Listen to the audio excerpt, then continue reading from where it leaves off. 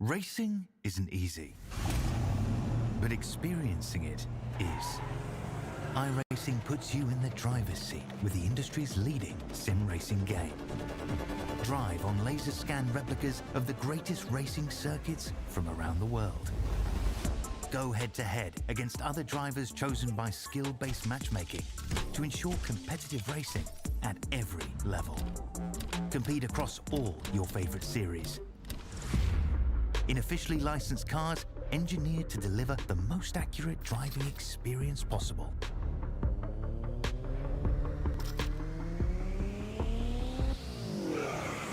Join a race or host your own with players from across the globe. Race against the computer or in a league with friends. Feel the thrill behind the wheel. Visit iRacing.com.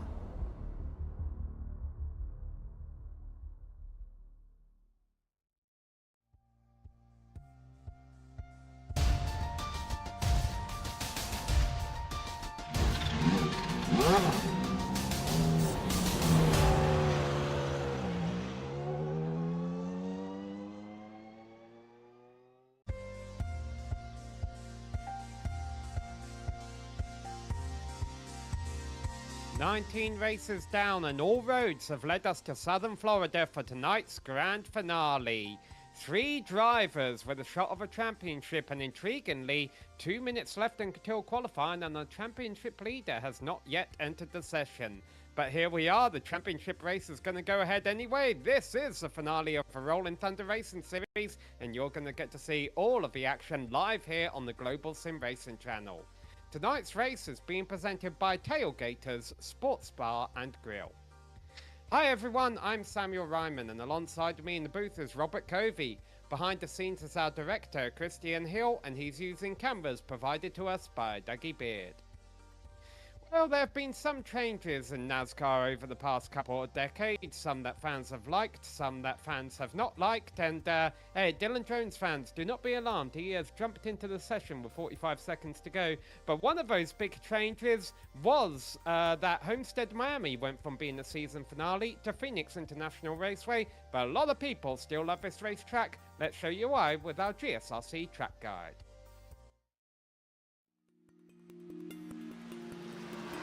The track boom of the 1990s and recovery after the devastating Hurricane Andrew brought this gem of a southern Florida track. It started out a bit rough. In 1995, the initial layout was like a smaller Indianapolis. It really didn't work. Slow, narrow, passing was near impossible, so they widened the track. That brought out a larger problem of crashing. They tore up the corners and made it into a traditional oval. Racing improved greatly, and in 2002, NASCAR moved all of their top-tier series finales to South Florida, and they would stay there for 17 years. Each end of the racetrack produces multi-group racing and passing opportunities. The approach to turns 1 and 2 has produced numerous race-changing moments over the years, as it just invites you to make a move. You hit that 18 to 20 degree progressively banked corner, and it becomes a matter of who can get it back on the gas faster as you hit the backstretch and the row of palm trees that awaits you. Turns 3 and 4 are just as multi-grooved, although a few small bumps in the low lane make the high line just a little more appealing. Even then, guys will use that low lane for a challenge that could last all the way to the checkered flag. Nowadays, Homestead's biggest customers on the oval are NASCAR vehicles. The trucks, B-Class, and Cup cars all make trips here and put on fantastic shows. USAC Silver Crowns raced here as well, and that often shows up on iRacing's official calendar for that car. Welcome to Homestead Miami Speedway, where the racing action is just as hot as those South Miami beaches.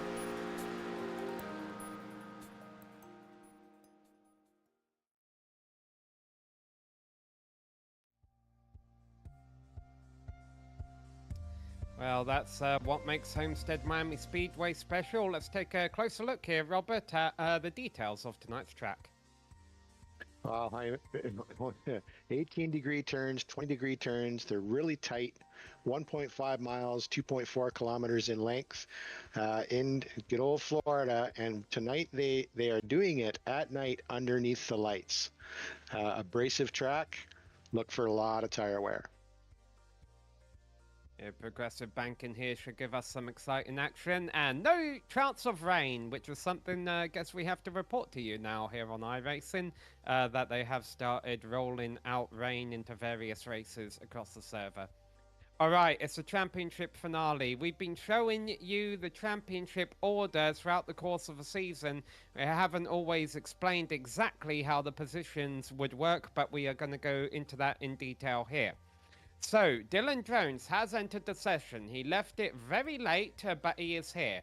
Mathematically, only 3 drivers can win the championship. Realistically, probably only 2. Colin Weatherholt would have to basically lead the most laps, get pole position, get 0 incident points, win the race, and have to hope for Dylan Jones to finish dead last in order for Weatherholt to win the championship, and also for Eberhardt to have a bad race too.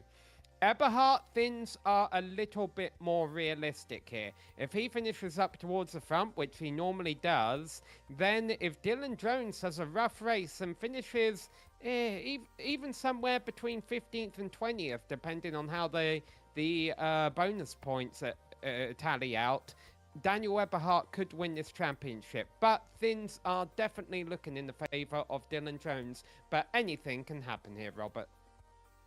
Yeah, this is Homestead. This is the final race of the season. Everybody's going to push. Everybody who hasn't got a win is going to want to win.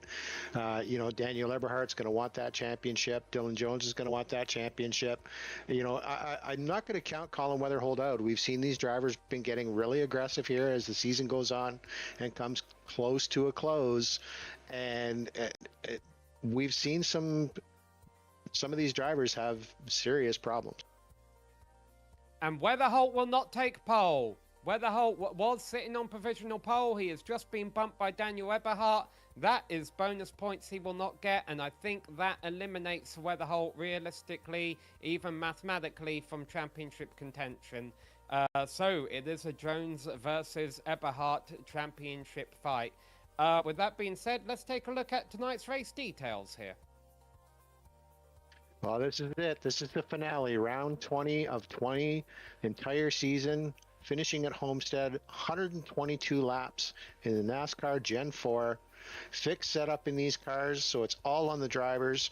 No spare car tonight, so if our championship drivers have a problem, they could be sitting in the pits for a while. 4 total tire sets on a very abrasive track, and 1 green-white checkered attempt, should it come down to that. Well, we've got 30 seconds left of qualifying. Most drivers have put a time in, and right now it is Eberhardt sitting on provisional pole. Now, that's big for him. Remember, he's 20 points behind Dylan Jones. That means when this race starts, Eberhardt gets 2 bonus points. That draws him to within 18 points of Dylan Jones. Already the championship tightening up, and the race hasn't even started yet. Our other 2 championship contenders, again, Weatherholt pretty much out of it now, but he is qualified 4th. Dylan Jones, despite missing all of practice, still qualified a solid 8th position. I expect nothing less from him. He is fighting for the championship here. It's going to be fun. This is going to be an exciting race to watch them race for this championship. It's going to be fun to watch all these drivers and see how much they push here in the last race of this season. And what a fantastic turnout we have gotten for tonight's finale. You won't see any cars on track for a couple moments here because they're doing a driver's briefing. There's 24 cars here, and I haven't been keeping track of how many cars have been in every single race this season, but 24 has been about a consistent average throughout every single race of this season. It's been a great community here, and that has been reflected from everyone, for the opinions of everyone involved in the league, and also those running it. Justin Rideout, the owner of the league, sent a letter to Donald Fisher, Eric Sellers, and Rob Yost earlier this week, And here we can read it for you now. I hope this letter finds each of you in great spirits as we wrap up season 1 of a Rolling Thunder Racing series. I wanted to take a moment and extend my deepest gratitude to each of you for your exceptional dedication and hard work as league administrators. Throughout this inaugural season, your tireless efforts and unwavering commitment have been nothing short of extraordinary. From resolving disputes to ensuring fair play, your leadership has been instrumental in making this season a resounding success. Your passion and your selfless contribution of time and energy have not gone unnoticed. On behalf of everyone involved in the Rolling Thunder Racing series, I want to express our sincerest appreciation for your invaluable contributions. Your dedication has not only elevated the quality of competition, but has also fostered a sense of camaraderie and sportsmanship among all participants. As we reflect on the achievements of Season 1, it is clear that none of this would have been possible without your guidance and expertise. Your professionalism and commitment have set a standard for excellence that will undoubtedly inspire future seasons to come. Once again, thank you, Donald, Eric, and Rob, for your outstanding service to the league. Your passion for racing and your tireless dedication to our community have made a lasting impact that will be remembered for years to come. With warm regards and deepest appreciation, Justin Rideout, the owner of the Rolling Thunder Racing series. So a nice little shout out to the admins there. There have been a few incidents throughout the season and calls they have had to make, and also the league, the Rolling Thunder Racing series, sent a message to us all at GSRC as well for putting on these broadcasts, and we received that message and really do appreciate what they had to say. It's been a fun season to cover, Robert. This has been a great season to cover. I mean, it's had its ups and downs. It was really lively. A lot of fuel saving to start, and then they gave them a little bit more fuel. The drivers started getting a little rougher and really opened things up for the championship. I have had an exciting time calling this series from race 1 to race 20. It has been a joy.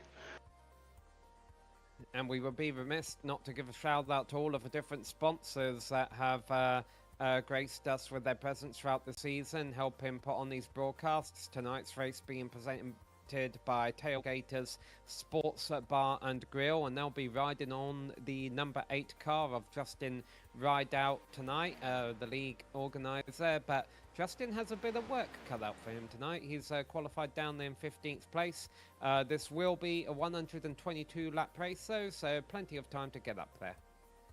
Yeah, and he races these guys. He doesn't just sit back. He races them. He makes them earn their ticket.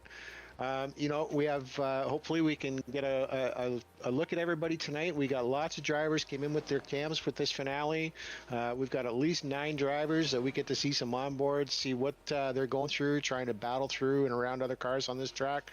Hope we get to get a good look at everybody tonight and give everybody some TV time in this last race of the season. Everybody has done an absolutely fabulous job making this season exciting.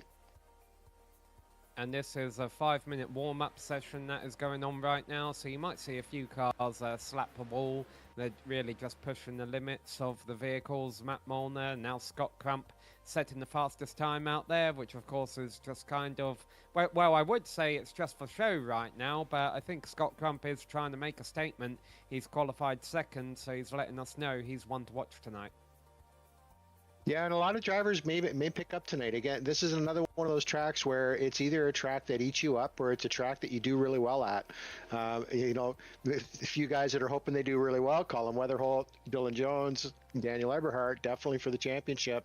But again, last race of the season, the elbows are out. I mean, realistically, you don't have anything to lose if you're not battling the championship. So the only thing you're going to want to do is move forward and try and win this last race of the season. And the last race of the season is about to kick off. The cars are getting gridded up and they'll be starting behind Daniel Eberhardt and Scott Crump on the front row of our 24-car grid. Starting in third place will be Michael Larch ahead of Colin Weatherholt, who again, I think missing those 2 bonus points for pole there pretty much puts him out of championship contention with 24 cars starting.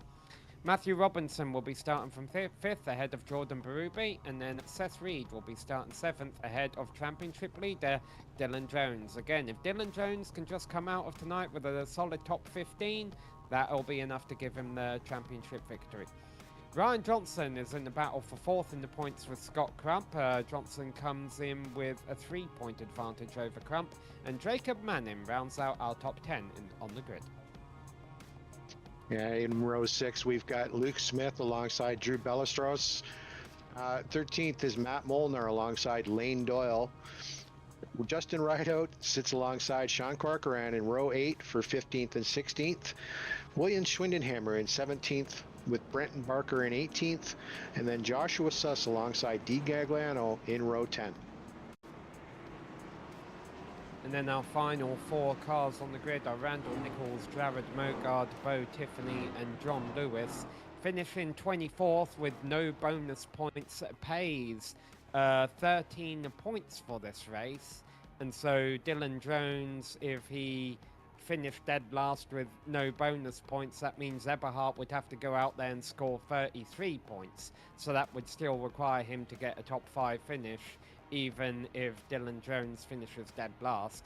So, you know, not impossible. We saw Dylan Jones got caught up in the wreck at Talladega. He's starting back there in 8th place, where things can get quite exciting.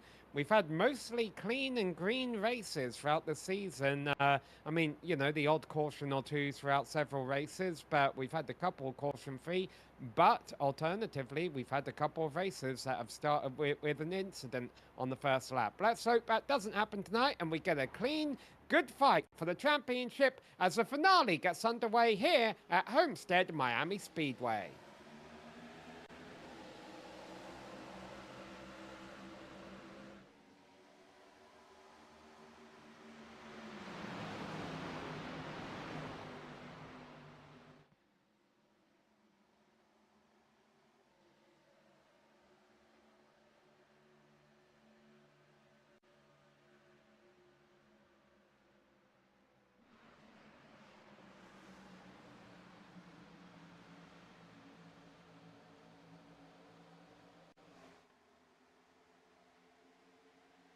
The progressive banking already giving us multiple lines through turns 3 and 4 as they run down the front straight, completing lap 1. The outside line didn't get a great start though, and Eberhardt and Larch are far ahead of Crump. Yeah, Larch tried to make a move there right on the first lap on Eberhardt. Everybody's really happy right now. You know, nice fresh tires. Track temperatures are pretty cool. You know, night racing, you got a lot of grip. You got a lot of faith in the car. Look at, you know, everybody trying to move forward. So, yeah, track temperature, 81 degrees, no wind, medium humidity. This is the perfect night for racing for these guys. They're going to push these cars. They're going to use everything they have, and we will see who comes out on top tonight. And Eberhardt leading a lap scores him a point there. So that's another point to Eberhardt. Remember, he came in at a 20-point deficit, where he's already cut that down to a 17-point deficit just by taking pole and leading the lap. So things going well for the number 90 up front. But Dylan Jones has, well, he's dropped back to 14th. Dylan Jones has actually had a bad start. But again, he doesn't have to win this, so 14th will suffice. Yeah, maximum, you know, maximum a driver can get for a single night is 50 points. So, you know, right now, Eberhard has earned his 2 points for pole position. He earns a point for leading a single lap. He's got 2 points if he leads the most. And if he can keep his car clean and have 0x at the end, it's another 5 bonus points. You know, but again, this is all going to come down to Dylan Jones and what kind of race he has tonight. If he knows how the point standings work, he may even know that he only has to finish in a certain position and, you know, hold that position for the night, and nobody can catch him, and the championship is his. We'll have to see what's going on here with him dropping back down the field. Yeah, he's got a lot of action in front of him right now. Colin Weatherholt started 4th, and look at that. He's down in 12th right now. So Colin's either not happy about something, or he's just taking care of his tyres here in the early stages, maybe even saving a bit of fuel to see how long he can go. The fuel is about 33 to 35 laps, I believe, and it's normally balanced out quite well throughout the season, where if we did go green to the end, it would be a simple 3-stop race to the end of a race. Yeah, and we know that this track, just the angle. I mean, it is, they have a lot of banking, but the corners are very, very tight. You're really having to work the wheel to get the car around that corner. It's not like a Daytona or a Talladega. You're cutting that corner. You're trying to get through there as quickly as you can. It's abrasive on these tires. These guys are going to use up their tires tonight, and we maybe even be seeing that. Right here already where guys are saying, you know what, go ahead, go out there and run. I'm going to take my time here for the first few laps, and I'm going to have some tires left when I have to make my first pit stop. And all 24 cars still covered by 6 seconds after the opening 7 laps of this race. You still see multiple lines in use. In fact, even for the lead right now, Michael Larch is down on the low line looking underneath our race leader, Daniel Eberhardt. I don't think he's going to be able to pull the move off like that, but it's showing that he's willing to shake things up and try and run a different line and see if it works for him.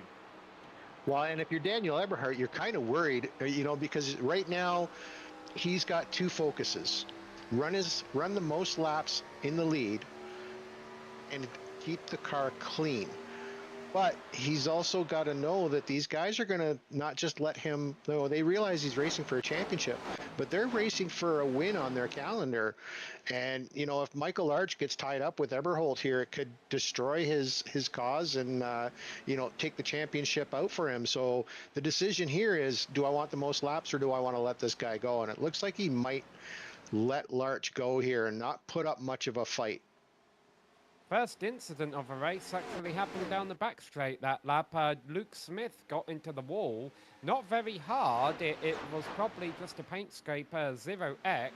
But the thing that was scary about it was Dylan Jones was right behind him. No contact though. They keep going. But Luke Smith probably carrying a little bit of damage. But we remain watching this battle for the lead. And so far, Michael Larch, Eberhardt going to shut the door. Put a bit of trust in Larch not to hear them up the back. And I'm just looking at my timing screen.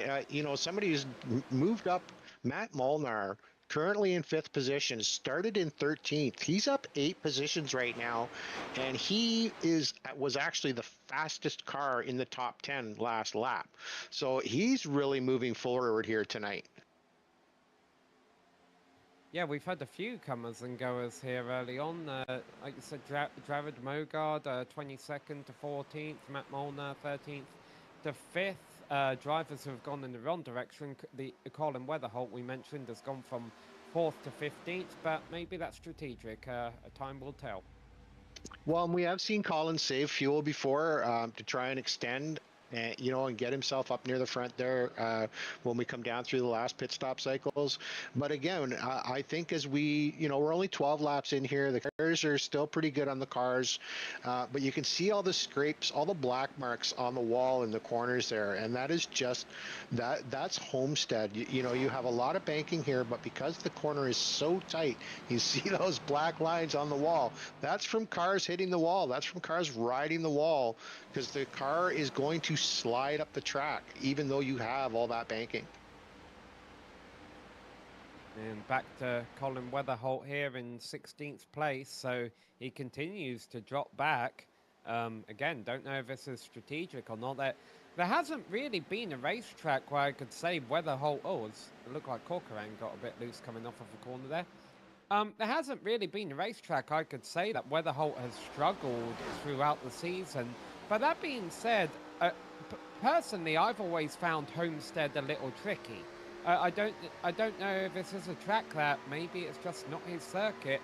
Time will tell. We're not even halfway through the first run yet. Yeah, he looks pretty settled down there. I'm hearing a bit of chatter on the radio from other drivers, but I mean, he looks pretty calm. He looks pretty focused as to where he is right now. And again, this is a three-stop race. A lot can happen for everybody here between now and coming around with 5 to go. There's 122 laps here, and this is a very tricky track. You're braking really hard, harder than normal, because you want to get the car slowed down so you can hug the bottom here. As you can see Colin hugging the bottom of the track, but you really got to slow the car down, and you got to slow it down fast, and then you want to get on the power.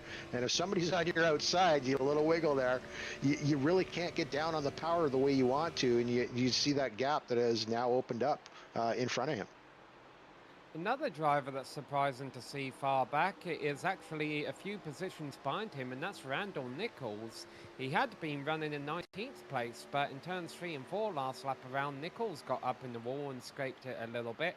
But Randall Nichols is a driver we've been used to seeing run up front all race long. You can't even see him in that picture. He's a white car all the way at the back of a train. And he's 10th. There he is. He enters this race 10th in the points, and right now running down in 23rd. So Randall not having a fun time out there right now. Yeah, a little bit of a struggle tonight. Yeah, the last couple races, he's been right up there. We've been talking about him. Yeah, we've had it. We've shown his driving, showing the focus that he has, and just tonight, just again, it just looks like maybe a lot of these drivers just weren't really ready for this track, or it's just not coming to them the way they think it will. And then again, it's only the start of the race, and we've near the end of the race, we've been saying his name, so we'll see what happens after a couple pit stops. The battle for third is getting quite intense. Actually, Seth Reed is a bit loose coming off of turn 4, and he had to back way out the gas. And number 51, the grey car up high, has lost a lot of momentum because he had a lot of oversteer coming out of a final corner, and now he's dropped back 2 positions and may drop back more. Yeah, that wall will kill you. It won't kill your car, but it will definitely kill your momentum and move you back through the pack. As you see, you're trying to get it back here, got it gathered up. That is the thing, similar to some of the other tracks where the angle in which you hit the wall, you will be okay.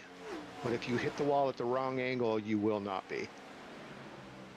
Yeah, fortunately he didn't hit the wall, but his car was definitely pointing towards the inside wall. It was coming off of turn 4 that lap too, and now he's almost scraping the wall up in turns 1 and 2, and there he did. So, yeah, Seth Reed having a couple bad laps. He was fighting for third a little bit ago, and now he's about to drop back to 8th place, I think. Well, and that's the thing. Homestead is a track where you want to run up high, so you can carry, it opens up the corner and allows you to carry a lot more speed. That's why you see the black marks on the wall. It basically shows you the high line. And I'm sorry, but Dylan Jones got the wall in turns 3 and 4 that time. So we're seeing a lot of drivers run up high, and now championship leader scrape the wall. Nothing major, but again, it costs him 3 or 4 positions. You can see scratches to the outside of a number 3 car. So Dylan Jones making his night just a little bit tougher. Yeah, and he's got Scott Crump on his inside, or I think that was Scott. Or no, that's my timing screen's messed up. Hold up. No, yeah, that's Scott Crump making that was Scott Crump. Yeah, and, he was going to try and make a move on him. A little bit of a battle here now.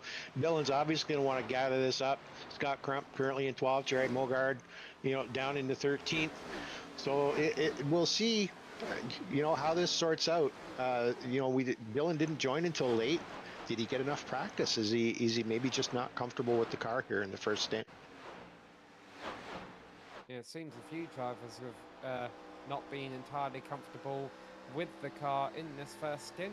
Scott Crump running 12th right now, and I mean, we've been talking about Nichols and Weatherholt running towards the back and Jones hitting the wall, but throw Scott Crump into that group as well. He started 2nd and he's all the way down in 12th now, so there have been a few drivers we're used to seeing run up front who are having a tough time so far. Oh, and that's that's the generals of this track. You come in here and Eberhardt's in the wall, and Michael Larch has just taken the lead. Daniel Eberhardt is not immune to scraping the wall himself, so he's just dropped back to 2nd. Yeah, he's going to have to gather it up there. It's definitely not something he wants to do a lot tonight. We weren't on board. I wasn't sure what the battle was there, but again, maybe just as much as he wants those most led laps, get those extra points. Sometimes you just got to take your foot off the gas and maybe stay away from that wall a little bit more than he was. Well, what it does mean is Michael Larch has snuck on by into the lead, and as you mentioned, that could be costing Eberhardt a bonus point in the long run, but also Larch is, all the way back in 9th in the points, and He aims to gain a couple positions in the points if he has a good finish. There are cash prizes. The season champion gets $1,000, and then obviously it goes down descending from there. So Michael Larch would like to have a W to his name here.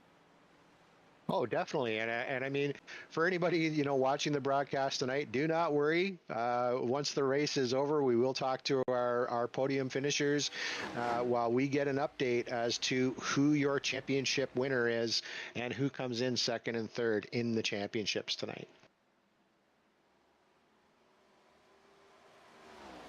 So let's see if Eberhard can do anything about getting back by Larch and continue to add to his laps led tally right now. He's running different lines. Earlier on, they were both running the low line. Now you can see Larch has stuck to that, whereas Eberhard has been running up high, although he's given it a bit of space now. He's not running right on the wall like he was when he hit it a while ago and dropped a position. Yeah, and I'm looking at lap times here. The lap times have really dropped off for everybody here. They've lost almost a second and a half a lap already. 25 laps in, and at least another, 10 laps to go on these tires. So really, really heavy fall off on these cars, which is probably why we're seeing a few of them slide up into the wall and just giving it a little bit of a kiss and see where the limits are. So you can see the running order on the left-hand side of your screen now. Other championship contenders, Dylan Jones down in 12th, Colin Weatherholt down in 17th. Now, it will be curious to see when pit stops come up here if either of them elect to try and be the last car to pit and maybe pick off a bonus point that way for leading the lap. Well, and we've been saying the last few races here, once some changes were made, guys have really put their elbows out, and the one thing I'm going to do it tonight. The one thing nobody wants to see tonight, if you're a championship running for the championship, is a yellow flag. But as these tires wear and the race comes closer to being near the end, I expect to see at least one caution tonight, if not maybe a couple. The thing that might decrease the chance of there being a caution is the fact that there's a big apron here at Homestead, and a lot of times on iRacing, if you end up crashing below the apron, it won't bring out a yellow flag. However, we've seen on iRacing and in real life here on the front straight, that inside wall is quite close. The wall separating the pits from the track is quite close to the racetrack, and sometimes cars will hit that and bounce back up. Here we see league organizer Justin Rideout having a nice race right now. He started 15th and he's up to 6th. Yeah, carrying tonight's sponsor, the primary sponsor for the series. Justin has done a fabulous job with this series. Again, like I said, I've had so much fun just calling their races. He didn't run the first few, and then he decided, maybe it's time I run in my own league. He's been doing well. Doesn't have a win himself, so again, as an organizer and somebody who runs this league, maybe he's going to come out of nowhere tonight and spoil everybody else's excitement and give us a win. Well, it's time for the drivers to start thinking about pit stops. Typically, the strategy throughout the season has been for everyone to go as far as they can on fuel before they pit. Although I see Matt Molnar dropping down the order, so I'm wondering if he's our first take. He is indeed. Matt Molnar kicks off pit stops on lap number 30. That's like I said, we were told maybe 33, 36 laps, little early, but again, maybe an undercut thing and, see how everything plays out. I believe he will go one lap down, and that will be while they do pit cycles until everybody comes through. You'll go 1.5, I believe, laps down in the pits. Justin Rideout comes in at the completion of lap 31, and they are entering the pits off of turn 4 here. I know some series and some periods of time they elect to come in via the back straight, but no, everybody dropping in coming off of turn 4. Well, and you figure a lot of these drivers, as we've been saying, been kind of playing with the wall a little bit. Even Daniel Eberhardt. So we may see a few, a little bit longer pit stops out of some of these drivers. Justin's was 14.8 to Matt Molnar's 14.2. So some of them may elect to get the repairs rather than trying to see what the car feels like with fresh tires and a little bit of damage on the rear, on that right rear of the car. Randall Nichols now into the pits. We saw last time we saw Randall Nichols, he was down in 23rd. He had rallied back up to about 18th. Massive hornet's nest of cars here. This is Drew Ballesteros in 6th place. On back to Jordan Berube and ninth, actually Dylan Jones in 10th place there. So all of them a big scrap of cars. And of course this is the last thing Dylan Jones wants, because if they all wreck and he gets caught up in it, well, there's still 24 cars in the race. He may finish 24th. Yeah, you're determined to jinx him tonight, aren't you?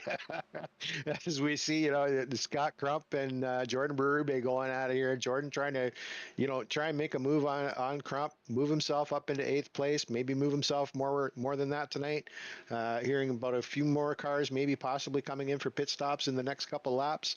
So we'll see how this all sorts out. Maybe see what Dylan Jones does. Is he going to try and just come in with everybody, or is he going to try and sort out his own race and move himself up to the front? If you're keeping a tally on how many drivers have picked up a stripe here for hitting the walls, add William Schwindenhammer to that tally. He lost a spot down the back straight last lap after getting in the wall down the back straight. And there is William Schwindenhammer still out there, having yet to make his stop. As has most of the field, it must be said. Oh, and the caution is out. Oh, and it sounds like Dylan might have been caught up in that. And it's a hard crash for Dylan. Now, is the car still running? We'll get a replay of exactly what happened. I saw Justin Rideout on the radio. So Justin had new tires. I don't know if that's involved. That car doesn't look too badly damaged. Yeah, we'll see. I have to see how this sorts out. Yeah, I heard an apology on the radio. Definitely something happened there, but this is going to hurt a few drivers. It's going to put them a lap down as everybody basically gets to come in and get a free pit stop and set of tires. Yeah, we'll get the replay. Justin Rideout just had so much more pace than Dylan Jones because of his new tires, and he ran into the back of him entering turn 3. Now, the ironic thing there is that Justin Rideout, well, he'll get a wave around, but he'll, this is undesired for him because he'll be starting at the back of a field, whereas Dylan Jones, yeah, okay, there was a bit of netcode there too. Yeah, I was just going to say, I think a little bit of netcode and, maybe just didn't give enough room on that move out to the right-hand side. If Seth Reed had hit him, though, that would be a different story. Seth Reed barely... Oh, and Brenton Barker, I think it was the 77 there. That could have been a lot worse. Yeah, that really could have been bad for everybody. But I mean, the other thing, from the other side of the coin, everybody gets a free pit stop, free load of fuel. I believe we'll have to see how this all sorts out afterward as to who's left on the lead lap. But Daniel Eberhardt down to 4th here after, there's our replay again, just not enough room, just didn't move quick enough, and it just caught as far as iRacing was concerned, caught that left quarter and spun him around. Yeah, there's 4 cars, 1 lap down. Dylan Jones obviously got to get a little bit of repairs, but he should be able to stay on the lead lap. But I think they'll all get a wave around. We did have the really old-timey rules at the start of the season where if you stayed out under the caution, you had to kind of restart in front of the leaders. And then they did away with that rule after a few rounds, and it led to some confusion.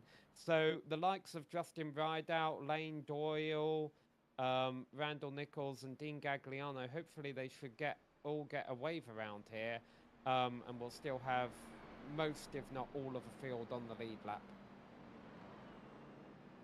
Yeah, so this can hurt or this can be good, because like I said, a lot of times you kind of want to see where you can get with the car. Maybe somebody was going to try and push it another couple laps underneath. Throws the strategy out just a little bit, but so far everybody's done well. Few wall scrapes, but nobody really any damage until that from Justin Rideout and Dylan Jones. Hopefully he's okay. Hopefully the car is fine. But again, I believe if it all works out, as long as he finishes in the top 20, he will be able to lock in the championship. This is an interesting call. Justin Rideout is being given an EOL, and it looks like they've given him the EOL prior to the waiver rounds. So why does that make a difference? Well, I think it means he won't get a waiver round now. You know, had they let him get the waiver round and then given him an EOL, he would have been back on the lead lap but at the back of the field. But as it is, I think he's still going to be stuck a lap down here. Yeah, it looks like he's letting everybody go by him here, go to the end of the line. Yeah, he will be one lap down. Obviously, he will be the lucky dog, you know, if another caution comes out. But for now, he's going to be running at the back of the pack, one lap behind everybody else. So Dylan Jones was able to stay on the lead lap. There's a few cars coming into the pits right now to top off with fuel. That's a normal strategy. Now let's see if you can you stop from here to the end.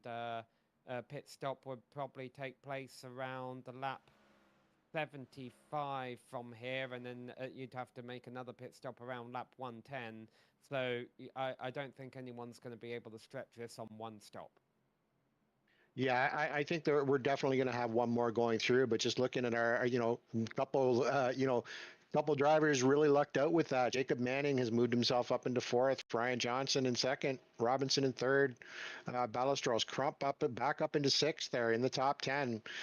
So some real shuffling of the field here. Daniel Eberhardt down in 22nd place. So we'll see as they come to Barney here and he gets ready to wave the green flag. I'm guessing Daniel Eberhardt was one of the cars to top off of fuel. It doesn't make sense any other way. Well, here we go. Michael Larch leading the field back to green. And a nice battle for second and third between Brian Johnson and Matthew Robinson.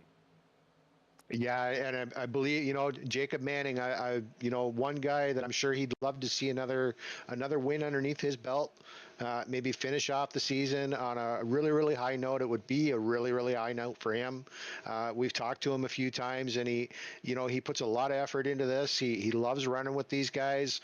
He likes to win. He's a little bit dejected when he doesn't. So definitely look for him to try and, you know, bring something together tonight and maybe be one of those cars that is battling for first place as we come around to the end of this race. Indeed, Daniel Eberhardt would have restarted second, but came in to top off with fuel on the last lap of that yellow. That's a strategy we've seen him do before. He likes to go longer on fuel. And there's part of me that does wonder if any of the drivers out there are thinking, hey, if I can stretch 40 laps out of a tank, maybe I can get to the end on one more stop. We'll have to wait and see. We didn't get a full cycle green flag stops on, so we don't. Because Daniel Eberhardt is 8 seconds behind the pack, and I don't quite understand that. Well, and he's, as you said, I mean, he's surprised us all season long.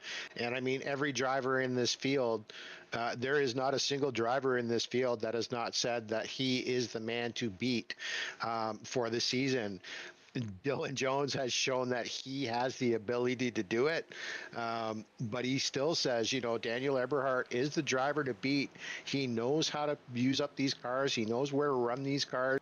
He's fast, he's clean, and he can be out front in the blink of an eye before you even know he's coming.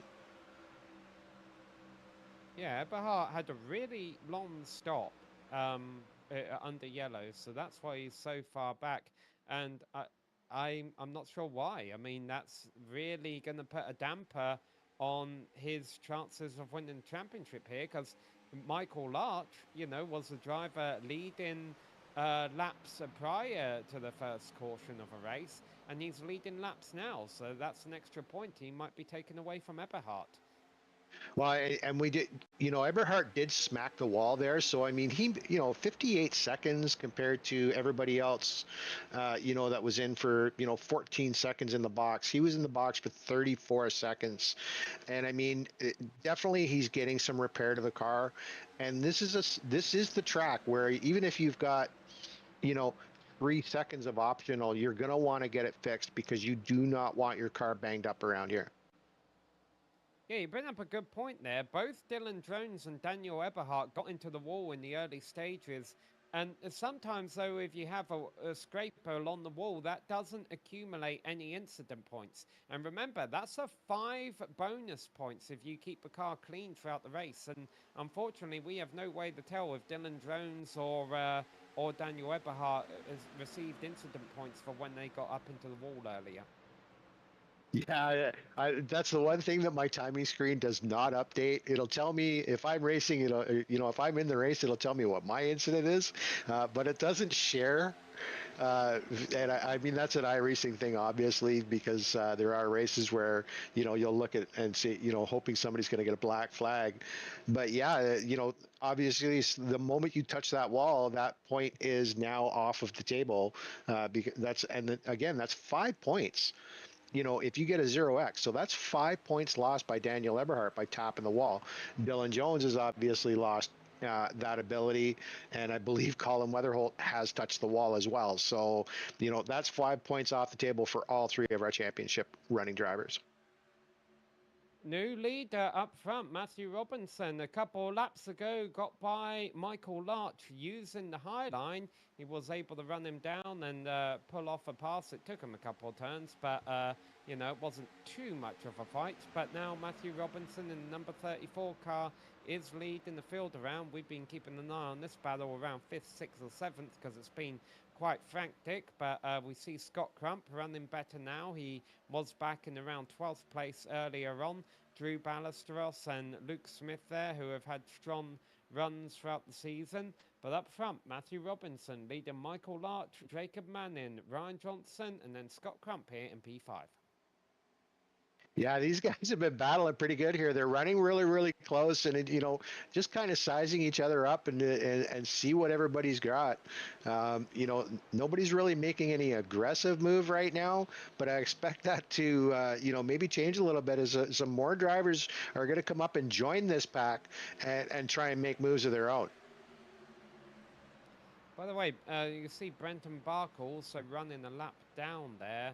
I'm going to assume he came in to repair damage under the caution and didn't get the wave around. So we do have two drivers 1 lap down. Justin Rideout in position to get a lucky dog if we did get a yellow.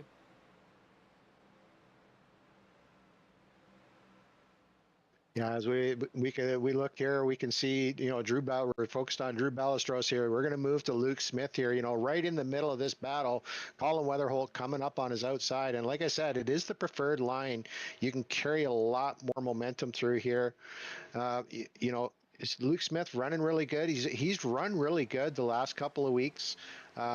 He's done a really good job. He's kept the car pretty clean.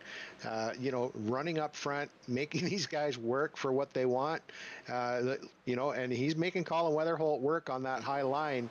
He's able to keep that car down tight. You see a little, those are the things that kind of make you smile when you're at the wheel. You see a little grin out of him there when you hold him off. So yeah, definitely, I love seeing these onboard cameras. They're so great to watch these drivers react. Yeah, he had a great week 2 races ago when he won Talladega. Another battle, championship battle, we definitely need to keep an eye on. There's a battle for 4th in the points between Ryan Johnson and Scott Crump. And those are 2 drivers that Luke Smith can see not too far ahead of him. Scott Crump running 5th right now, Ryan Johnson running 3rd. So we'll keep an eye on those 2 throughout the night as well to see how that championship battle progresses. Well, and as you mentioned at the beginning, I mean, there are cash prizes for these drivers. So, the higher you are up in the standings, the more prize you get out of this. So, yeah, definitely these guys are going to fight it out. And these drivers that are at the back are going to want, as I said, they're going to want to finish as high as they can tonight, move themselves forward in the championship and see what they can get out of it in this last race of the season. Dylan Jones has recovered nicely from his incident, running up in 11th place right now, or down to 12th place. Colin Weatherholt, again, probably not in championship contention anymore, but he's up there in 7th. And then Daniel Eberhardt has finally caught the pack, but he's still down in 20th, which obviously is not where he needs to be.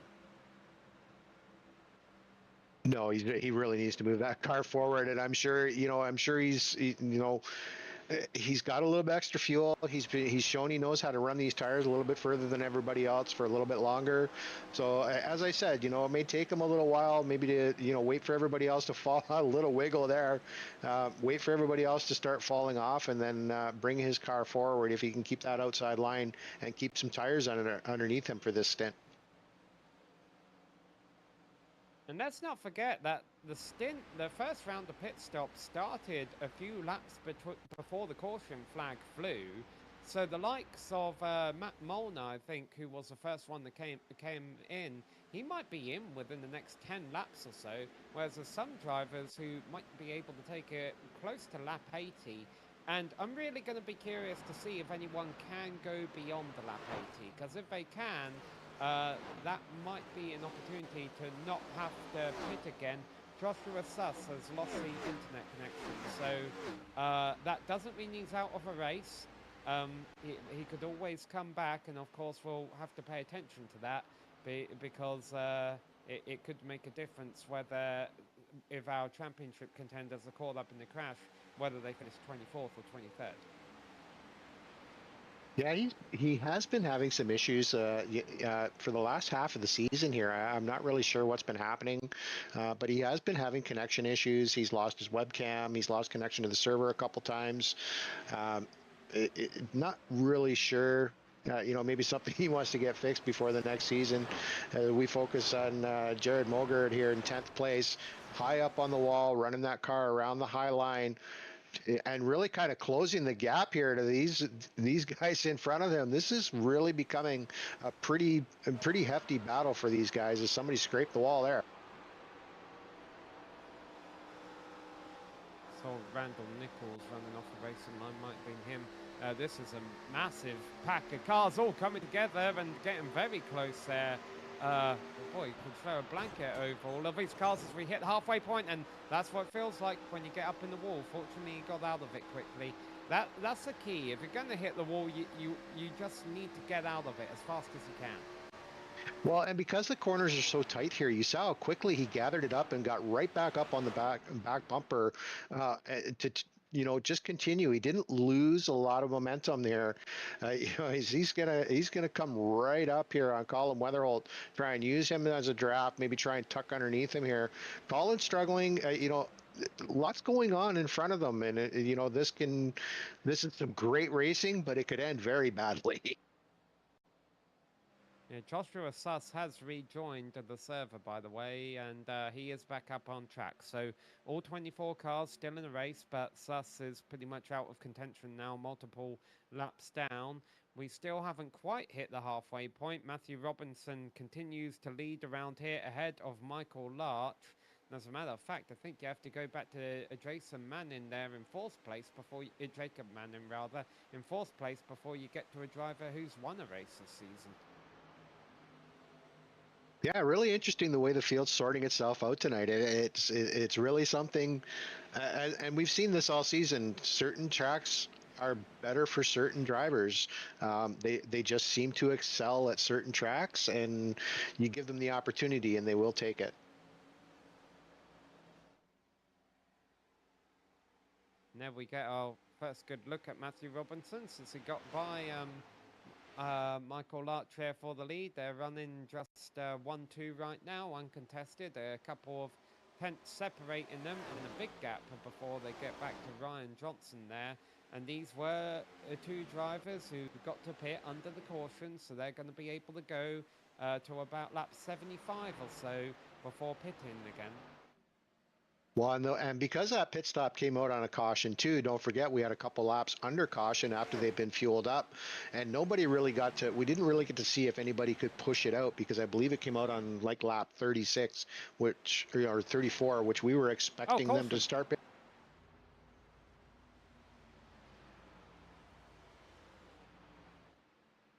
William Schwindenhammer was down on the apron there. Have anything to do with it?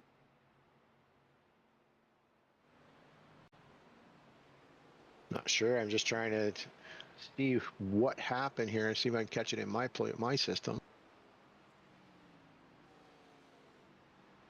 Matt Molnar had just came into the pits, but I wouldn't have brought out a yellow. And Well, he is that's, disconnected from the server now, Matt Molnar. he's still there in pit road, but it's a very lengthy pit stop. Oh, there he's back.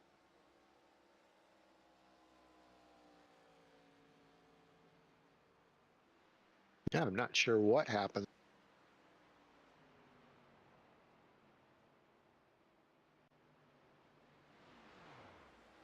Oh, I think I found it. John Lewis.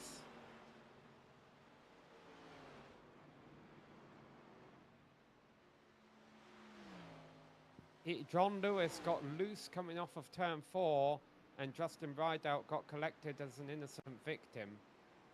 Now, they're talking, I think Matt Molnar, well, hold on, the field is coming into the pits, so we'll want to keep an eye on that too. Let's see who wins this race off of pit road. But I think Matt Molnar, the reason he had a lengthy pit stop, I wonder if he did an illegal pit stop because he came into the pits right after the caution flew. So, because I've noticed Matt Molnar's been talking on the radio, so I think that's why he got a lengthy pit stop there. Anyway, let's see who wins this race off of pit road. This is the second caution, and is that that is Matthew Robinson still leading them off. Interestingly, Jared Mogard has stayed out there. Really, another really long stop for Daniel Eberhardt. I'm not sure why he was sitting there for so long, but yeah, definitely a very, very long stop. Let's see if we can. It's not too long of a stop, but again, Eberhardt. This will actually be a little bit of a blessing for Eberhardt. It bunches the field back up, and we'll see if he can make any more progress.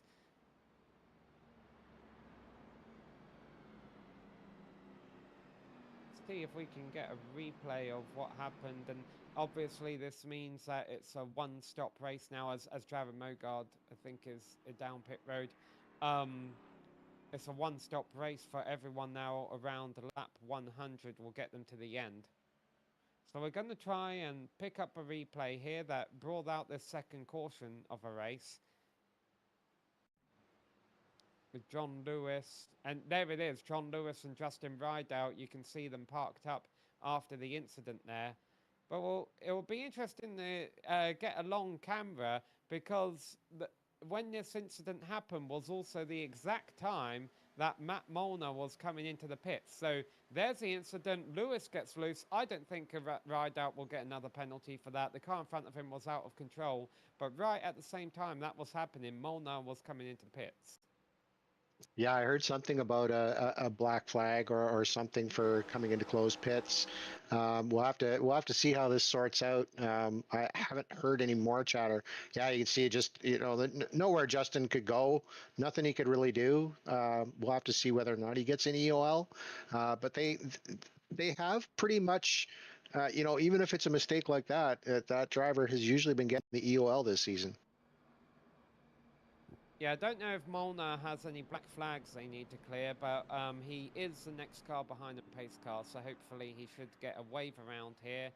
And there's another car behind him looking to get a wave around. I think that's Joshua Suss in the 14, so that will put him to 5 laps down. Brenton Barker there on the apron, able to stay on the lead lap after getting some repairs. I think Justin Rideout has been in to get some repairs as well. So a few drivers at the back getting sorted out. Interestingly, nobody coming in to top off this time, so Daniel Eberhardt will get to restart 14th. Well, and look who's restarting ninth, Dylan Jones.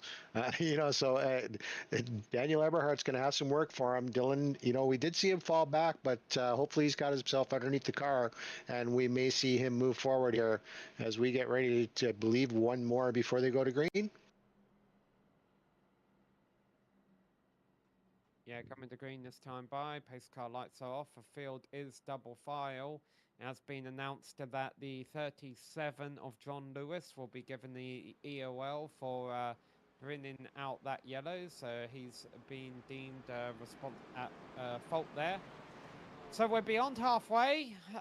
Look like it could have become a little bit of a strategy race, but not anymore. They're all on new tyres. They all have one stop left to make, and it's Matthew Robinson and Ryan Johnson leading them back to green.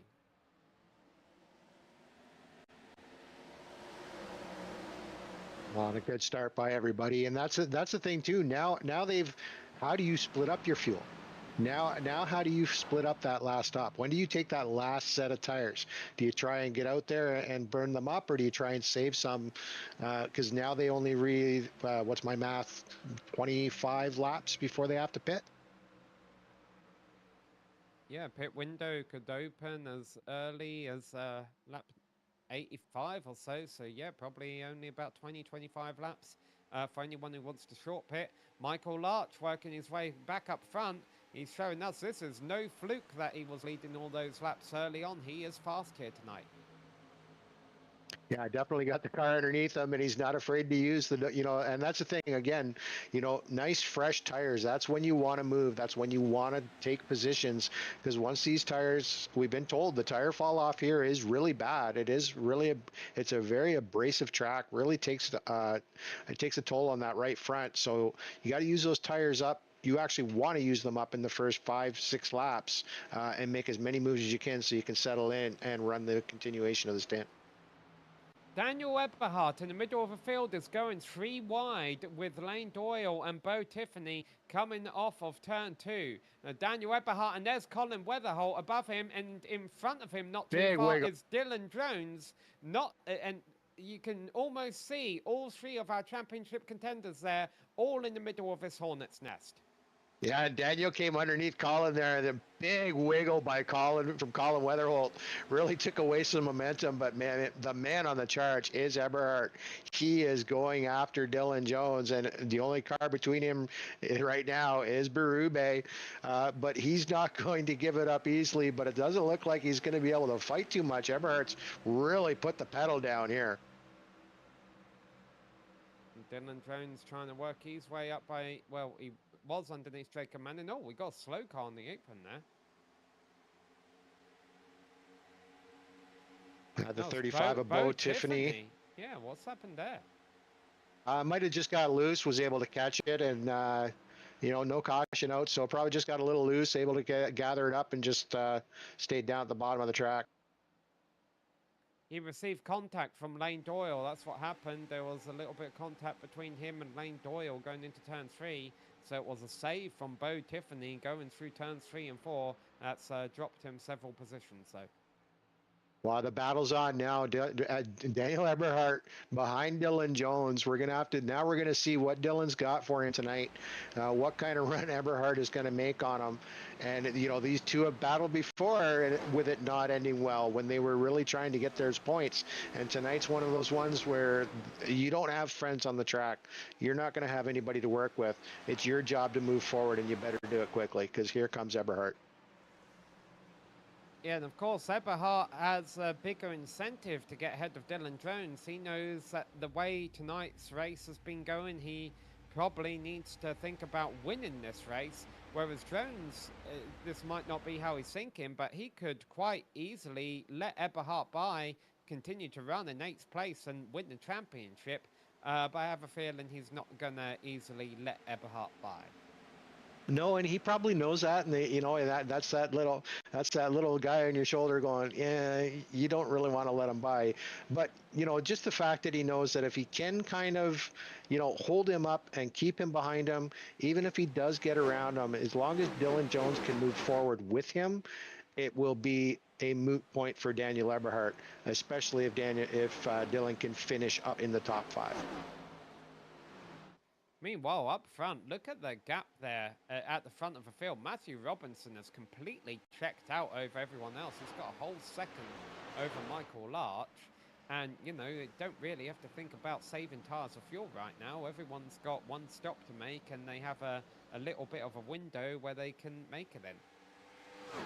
Well, and that's the thing. There is no more fuel save. They can pit, grab fuel, grab tires, and go. They pedal, no lifting, just put your foot to the floor and get as far forward as you can do. And Michael Robinson is doing it here. He is just moving that car forward, opening up that gap, and the more you open it, the easier you can take as everybody else's tires fall off at the same point yours do. And if someone like Matthew Robinson or Michael Larch or Ryan Johnson can win tonight's race, you know, it would be a good end to the season for them to finish the season with a win, but at the same time, it would be a statement going into the next season that the Rolling Thunder Racing Series does that, hey, I'm someone to watch out for. Well, and I think just about every driver has made a statement this season that they deserve to be here. They know how to race these cars. Some have had some really bad lucks this season. Some have used this season just to kind of feel out the series. But everybody here has shown that they can drive these cars. They can race clean, and they can have a lot of fun doing it. Caution, I think it's Matt Molnar in the 29, and Brenton Barker in the 77. And I said this wasn't a strategy race, but this is outside of that fuel window as Molnar toes to the pits. Well, I think if you save fuel now, I expect to see Eberhard probably dive in and top up right before we go green. That would probably allow him to get to the end. He will have to fuel save, I believe, for at least 4 laps after that, but he can also hope for another caution to come out. All right, there is more to this incident than just 2 cars. This is a 3-car incident. We'll get a replay here. Matt Molnar got loose coming off of turn 4, and he got smacked by William Schwindenhammer, and then basically came to a stop before the 77 of Brenton Barker hits him. So the accident is way ahead of Brenton Barker here. It starts with Molnar getting loose, Schwindenhammer hits him, and then Brenton Barker is the 3rd car into the incident who gets into the back of Molnar, but it all starts with that 29. Yeah, it just, out of control. And, he chose to go on the outside, hoping he wasn't moving up the track, but he was moving up the track. And unfortunately, just right into the back of him, nowhere to go. There's the first hit. And then as he comes up the track, you can see he's pointing his car to the wall, trying to go around the outside. And just, no, that car was rolling up to the wall and nowhere he could go. 5 cars have stayed out. We'll get one more replay here, but I can tell you that 5 cars have stayed out under this caution. Matthew Robinson, Jacob Manning, Daniel Eberhardt, Jordan Berube, and Lane Doyle. Everyone else is in. So here's what kicked it off. Molnar's stuck in the wall. He's trying to get out of a wall. He knows he needs to get out of a wall. Loses control when he does it, though. Hits Schwindenhammer, and then Brenton Barker into the back. Yeah, really unfortunate. And sometimes you can come off that wall, and we saw drivers come on the wall, drive that wall and come off it and have full control, even pick up the pace again. Unfortunately, just came off the wall at the wrong time there, and it just upset the car way too much and could not gather it back underneath him. So there are 43 laps left to go, and the 5 cars at the front of this field say, that's too far for a tank of gas. We're staying out. And look at Jacob Manning. He's warming his tyres. That tells me he has no intention of coming in and topping off with fuel. Daniel Eberhardt running down on the apron there. I'm assuming to save fuel, although he's going different speeds. Maybe he has a clutch pushed in. So different philosophies here. By the way, Michael Arch, who led the field in of the cars that did come to pit, he lost a few positions because he overshot his pit stall. I'm sorry, Matthew Robinson, he led the field in and he stays out, but Michael Arch led the field of the cars that came into the pits. Don't text and drive, kids. Yeah. Unfortunately, it's one thing you can do in the sim as long as you can see where you're going. But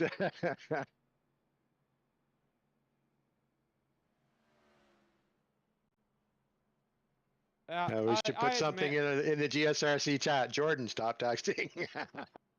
No, I confess I do that on iRacing from time to time under caution.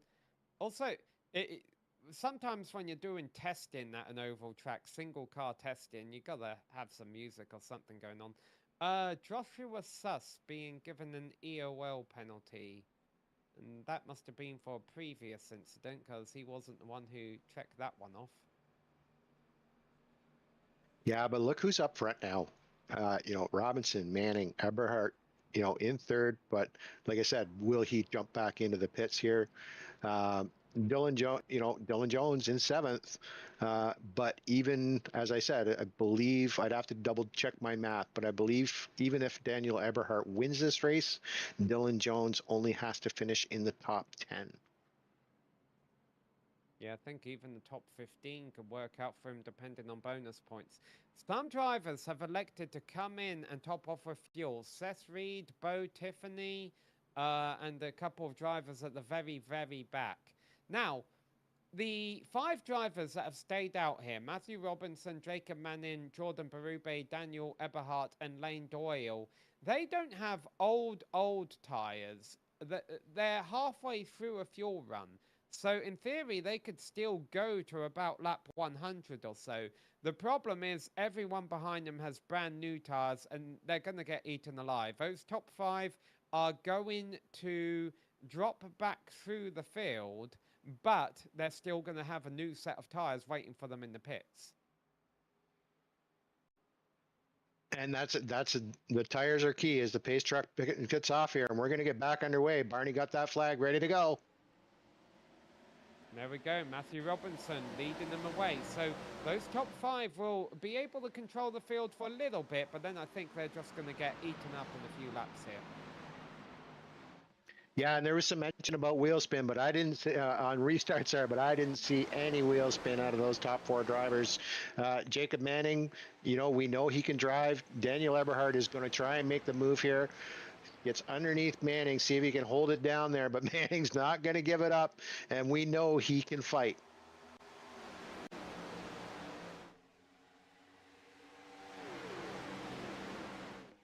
Barney watches the field go by. Matthew Robinson still a lead in. Ryan Johnson is the leader of the cars on the new tyres there. He's in 5th place right now, but now they're up to speed. He's on the back of Jordan Berube. I think he's going to start making... Oh, and Jared Mogard at the big moment there coming off of turn 2. Yeah, big wiggle, sent him sideways. Good catch by him. Kept it on the track. Keeps us green. Daniel Eberhardt having to really work that car to get under Manning. Manning's not giving it up and really doesn't want to. But unfortunately, I think right now that outside line is not where you want to be. You want that grip. You want to get down low and you want to get the launch out to see Manning slide up the track really high to the wall there. And I've got to admit, with 15 laps on these tyres and with the rate of tyre wear we've seen today, I'm surprised that Ryan Johnson is only up to 4th place so far.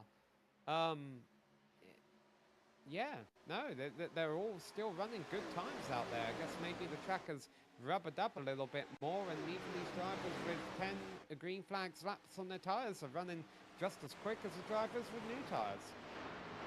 Well, and I'm just looking at my timing screen. So, Matthew Robinson, Daniel Eberhardt, Jacob Manning, 21 laps on this set of tires. Ryan Johnson, 6. Jordan Berube, 21. And then Dylan Jones, 6 laps on his tires. So he's 15 laps, almost 15 lap better tires than Daniel Eberhardt here. So we'll have to see how that works out for him as when we come down the last set of pit stops. Well, things kind of holding station up front right now. This is frantic action, but it's only going to get more frantic. So we've got to squeeze in a quick break. We're going to do that right here on GSRC. We'll be back before the final round of pit stops to see how this championship shakes out.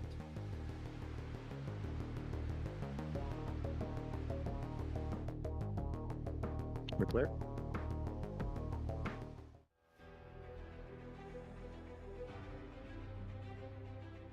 Okay, I'll be right back.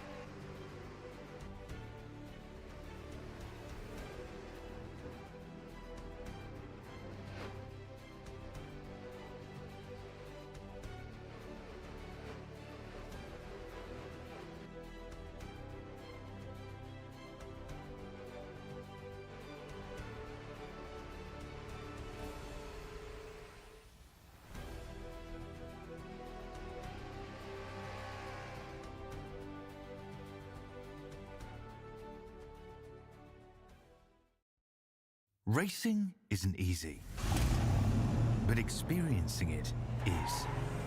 iRacing puts you in the driver's seat with the industry's leading sim racing game. Drive on laser scan replicas of the greatest racing circuits from around the world. Go head-to-head against other drivers chosen by skill-based matchmaking to ensure competitive racing at every level. Compete across all your favorite series. In officially licensed cars, engineered to deliver the most accurate driving experience possible.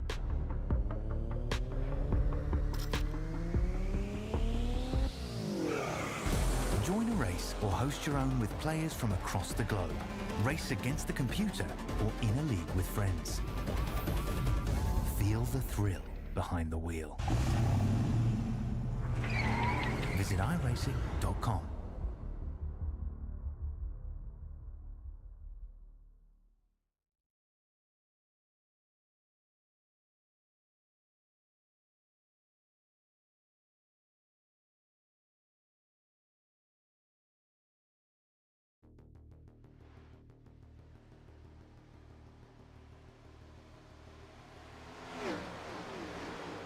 And there you just saw Daniel Eberhardt retake a lead here at the Homestead Miami Speedway, with everyone having to make one more stop unless any of those cars who topped off under the last caution can stretch it to the end. Jacob Manning just kicked off our final round of stops. He's the first driver we know can make it to the end, but of course he is now a lap down in that number 9 car. But here we are, back for the season finale of the Rolling Thunder Racing Series. This being presented by Tailgaters Sports Bar and Grill. And now Ryan Johnson, who is the first driver on new tyres, or, well, I'm assuming he has new tyres because he came for that final stop. He is right on the back of Eberhardt and Robinson as well. Let's see if we can do anything about it. Well, and you can see the other cars on the charts there. Dylan Jones made a really good run there. Jordan Berube, a little bit older tires. This is going to start. These tires are going to fall off. These Scott Crump, Dylan Jones, 15 lap newer tires, or sorry, 10, 15 lap newer tires. They've still got a lot of pace, while the other drivers seems to be falling off. I just went back and checked. Ryan Johnson did fuel only, so that makes sense. Then as Jordan Berube, is he into the pits? Yeah, Jordan Berube in the number 22 comes down pit road. So I think a lot of the drivers who pit under the previous caution, maybe they were fuel only, and that's why we haven't seen them running over the leaders. They still think they have to pit again. Yeah, you're correct. I guess I really should have checked that on my timing. I apologize. But yeah, it looks like really short stops. So definitely not a tire change. So they are all still running the same tires. Eberhardt's coming in. Yeah, I saw him going really slow through the turn he there. is. So there he is. So now what is this going to do for Dylan Jones? When's Dylan Jones going to bring his car down the pit? Or is he going to try and stay out there and move himself up into the front? Well, that would make sense. I mean, Jones was one of those who did come in to top off with fuel under the previous caution. And this is an advantage he has, as he can go another 16 laps or so before he has to pit. The problem is, he's got another set of new tyres. He doesn't want to wait until lap 115 or so to put those on, because then he won't be able to take advantage of them. He's probably looking to pit, I would guess, around lap 105 or something. Well, and lap times too. I mean, he's running the same, he only did a fuel top up, so he's still running older tires, still in the 34s. And we know these new tires, over second and a half faster a lap. So his reaction to this is going to have to be pretty precise to not lose a lot of time to everybody else on track. Maybe hoping for a caution to come out as everybody starts to get a little squirrely on these older tires. But yeah, this is going to be an interesting 25 laps, coming around to 25 laps to go. Yep, so there we see we've got the laps left to go at the top of the screen. Not just the laps left to go in the race, but the laps left to go in the championship. We do have one car out of this race, so that does help Dylan Jones, who has already been caught up in an incident tonight. If he really, the way Jones is going to lose this championship is if he gets caught up in another incident or something that puts him outside of the top 20. But the thing is, that can happen. This has not been a clean and green race. We've had 3 cautions. A couple of them involving multiple cars, and he was in one of them. He got lucky the first time. There's no guarantee he will again. And it may sound like I'm trying to jinx him or something. I'm not. But the thing is this is in his mind. You know, yes, he's thinking about how can I win this race? How can I go fast? But also, how can I make sure I keep my car clean? And Dylan Jones is into the pits. And here's Eberhard on new tires trying to work his way through the field. Yeah, the new tires are going to feel good. It's going to 24 to go here now. Everybody's going to have enough fuel. Who's short fueled? Dylan Jones, as you said, came in and did a top up, so he's not going to need as much fuel. Brand new set of tires going to go on the car. See what kind of pace he can get, and see how this all sorts out when we come down. Probably about around 22 to go, we should have a pretty sorted field and know where everybody stands. The top driver out there who topped off with fuel on the last lap of a previous caution is Colin Weatherholt. So if anyone's going to try and stretch it to the end on fuel, well, keep an eye on that number 20 car running in 5th place. Although he's on the... Ryan Johnson as well. Currently in 2nd. He took fuel last stop. Yeah, that's true. He didn't top off on the last lap of caution, though, which Weatherholt did. More drivers coming into the pits there. Matthew Robinson's one of them. Michael Larch, Drew Ballesteros.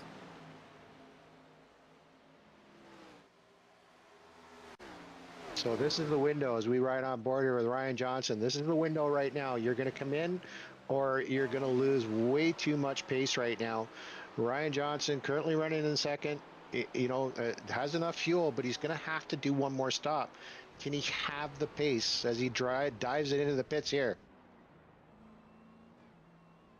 And, something we should pick up on track is that Dylan Jones and Eberhard are out there on track together, and Jones has 4 lap fresher tyres than Eberhard, so he should be able to pull away from him.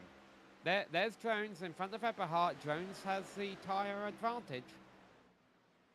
He does, and he actually has the, as we were saying, he has the full advantage right now. Even if Eberhard gets around him, if he finishes right behind Eberhard, that is the championship in the bag for him. I've got to watch Jones's stop. I'm starting to... I think he's only taken 2 tyres. Yeah, because he's had less than a 10-second pit stop, and Eberhard is faster than him despite having all the tyres. I think Jones only took 2 tyres on these pit stop. That would be a really good strategy because it is the right sides that take the beating here, not as much the lefts. You really want those right sides to keep the car off the wall and down on the track. So a good call by Dylan. We'll see how this goes out, how this plays out for him. But he's definitely, Eberhard's gotten around him here now. So all he has to do is stick onto Eberhard's bumper. Yeah, so Eberhard passing Jones means that those two tyres is not a race-winning call for Dylan Jones, but it doesn't have to be. Like I say, he just needs a good finish here. So Scott Crump is still leading. The top 3 can go about another 15 laps. Again, I think if any of them can stretch it, it would be Weatherholt. Yeah, he's shown he can save, as you said, Justin Rideouts dove in. He's shown he can save a lot of fuel. Lap times are pretty consistent with everybody else, so I don't know if he's actually doing any fuel saving, or maybe all those drivers up front are trying to save as much fuel and see if they can get around and finish this off. As you mentioned, Justin Rideout into the pits. And so Dragan Manning is in 10th position now. As you look at the top 10, the top 9 have to pit again. Manning or stretch their fuel. Manning is the first driver or ask for a caution. Yeah, if a caution comes out, that's going to throw it all out. It's going to throw everything out of the mix if a caution comes out now with 17 to go. So Manning is the leader of the cars that can definitely make it to the end, but he pitted very early, so he's on older tires, and this should be an easy pass for Daniel Eberhardt, who's catching him. Now we pick up the cars fighting a bit further back. So this is, this is Randall Nichols. He's struggling tonight. Not having a fun night. You can see his onboard there. I love the focus he has. He just looks straight forward, quick glance here and there, but, focus forward, trying to move that car up. Not the night I'm sure he wanted, but, at least, the best thing is even if you're not having a good night, it's fun to not be driving by yourself. He's got battles going on here. He can move forward, and I'm sure he's going to try. Eberhardt and Dylan Jones have gotten by Jacob Manning again, so they're the first two who definitely do not have to pit again.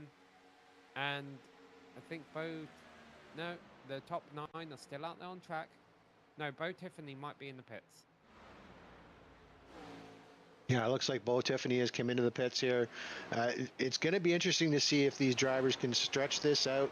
I think they're all hoping for a caution. I don't think they can save enough to get to the end. But I mean, Jared Mogart, I believe, is coming into the pits as well. So there's our first taker. So Scott Crump again leading against Colin Weatherholt.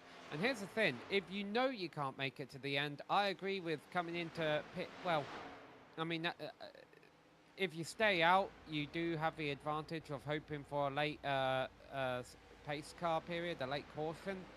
But if you pit now and take 4 tires like Mogard is doing, he's going to be one of the fastest cars on the track for the last 14 laps of this race.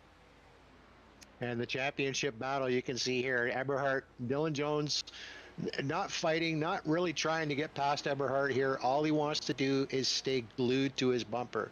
That makes any attempt by Eberhardt to take a lead in the championship on him, again, even with bonus points, it makes it a moot point, because you can't get enough bonus points to get past him if he finishes right behind him.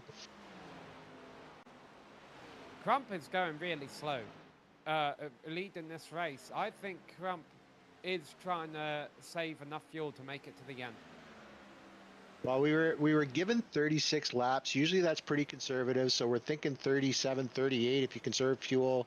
He's 32 laps in with 12 to go. I really don't think any of those drivers can make it on fuel at this point. And even if they could, the other thing they've got to worry about is Daniel Eberhardt is only 20 seconds off of them. And even though Eberhardt passed to Dylan Jones quite convincingly, Jones is doing a really good job of keeping up with him on those 2 tires. Well, and that's what I said. That's why I was saying, as long as he can see Eberhardt, this is as much as he would want the win tonight. As you see him go underneath Eberhardt here, as much as he would want that win tonight, it would be a great way for him to finish off the season, would be to win the championship. He's got to think about the fact, as long as he sticks right where he is, championship itself is his. So this is full position. John Lewis is out there in a beaten and battered car, but he's up in the top 10 right now, because he's doing this fuel call of going as long as he possibly can. But yeah, the lap times for everyone in the top 6 right now are about 1 to 2 seconds a lap slower than Eberhardt and Jones. And I've just got to imagine someone's trying to save it. We're watching John Lewis here. He's dropping back out of contention. But I'm very curious to see if the likes of Scott Crump, Colin Weatherholt, Sean Corcoran, what can they do? Well, under 10 to go, and they've got a 10-second lead over 3rd place. So the question is, do you have enough fuel? Can you keep up enough pace that they can't close that 10-second gap within the next 9 laps? So here we go. Sean Corcoran has been one of our unluckier drivers of the season. Can he be lucky tonight with this call?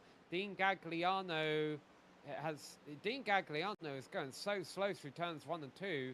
I almost wonder if he has run out of fuel. because he's just gone from 6th to 11th. No, he's picking up speed now down the back straight, but he's either trying really hard to save or he's given up a fight.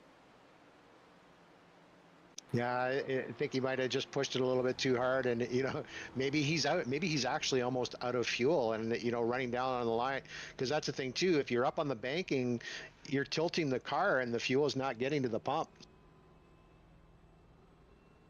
What's interesting is he had more fuel than the likes of Scott Crump and Sean Corcoran, and he's already decided, no, I definitely can't make it to the end. And we have seen drivers run. I think we've had a couple races here where drivers were out of fuel as they crossed the line right after.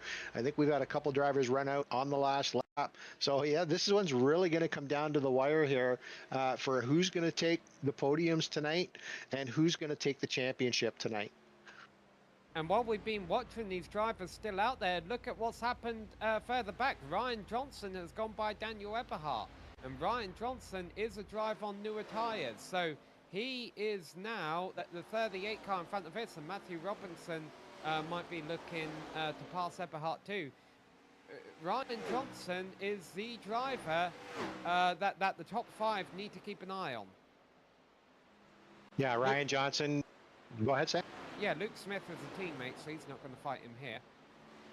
Well, yeah, Ryan Johnson currently in 4th, Scott Crump in 5th. Only 3 points between the two of them. Jared Mogard, another one that's I don't believe he can get enough, but definitely that 4th and 5th is under contention here. Scott Crump does not want to get Johnson in front of him, so he at this point, if he wants to take over Johnson and take 4th in the championship, he needs to finish this race without pitting with 5 to go. That was Sean Corcoran, the light blue car you just saw coming into the pits with 5 laps left to go. He came into the pits a lap earlier than Scott Crump. So Scott Crump's laps may be numbered. So the top 3, there are 3 left. Scott Crump, Colin Weatherholt and Seth Reed. Can any of them make it to the end? And Seth Reed, it's not going to matter. He's about to get eaten up by Ryan Johnson here either way. Yeah, if you want to make it to the end, you're going to be running really, really slow laps. Mind you, I haven't seen the lap times. I mean, they're all running 34s, but, Ryan Johnson, 33, a little bit newer tires, probably got enough fuel to go, doesn't have to conserve. So, might move himself in front of Weatherholt here and maybe go up and try and take the lead. And there you see the fastest lap of a race currently being held by Matthew Robinson, but right now, 3 laps left to go. Scott Crump holding a 6-second lead over Colin Weatherholt. Holding a 12-second lead overall over Ryan Johnson. Ryan Johnson a second a lap quicker than Scott Crump. But does Crump have enough fuel with 3 laps left to go? Now, by the way, a caution will not end the race. We would get another an attempt at a green-white checkered. Yeah, waiting for that 1 lap to go to see that white flag. Then that will be the end of the race when the checker flag flies, even if a caution or a yellow. As we come down here with 2 to go, Scott Crump and really pushing that fuel. Colin Weatherholt, really, those 2 are really pushing the fuel and trying to get. Ryan Johnson's got 11 seconds to gather up in 2 laps. I don't know if he's got enough to do it. As long as they have the fuel, they're going to be 1-2. And the thing is Scott Crump has a 5-second lead. It's going down quite a bit now as he starts the final lap of a race. It's not like he's backed out. So let's pick up Scott Crump, because I think the number 11 car has enough. Because it doesn't make mathematical sense. I didn't think anyone could go 43 laps on fuel. He is on his 43rd lap, but he doesn't seem to be slowing down. It looks like he has done enough to win the championship, to win the race. Obviously, once he crosses the line, we're going to jump straight back to the number 3 in 7th place and see if Dylan Jones can secure the championship. But Scott Crump, he might be out of fuel now, but he's done enough to roll across the line and win the race. And Dylan Jones, meanwhile, 13 seconds behind, is running in 7th position. That should be enough for the driver of a number 3 to come across the line and win the Rolling Thunder Racing Series Championship. Wow, what an exciting end there. Sam, you're going to have to ask Scott how he managed to save that much fuel. 43 laps out of that stint. Colin Weatherholt at 41 laps. They really pushed that fuel to the very, very limit. And looks like Seth Reed may have ran out of fuel on the final lap, dropping back to 7th position. And there's Daniel Eberhardt. I'm sure he'll be, you know, disappointed that the championship's not his, but happy for Dylan Jones because, you know, if it wasn't going to be him, and I guess maybe they don't all have enough fuel to do burnouts from Scott Crump. Scott Crump is the one on the front straight, lighting him up. He is your race winner here tonight. 4.5 seconds final margin of victory over Colin Weatherholt. We're going to have, we're going to be able to talk to your podium finishers here as well as your champion as Scott Crump. Watch him celebrating here at Homestead Miami Speedway. We'll be right back.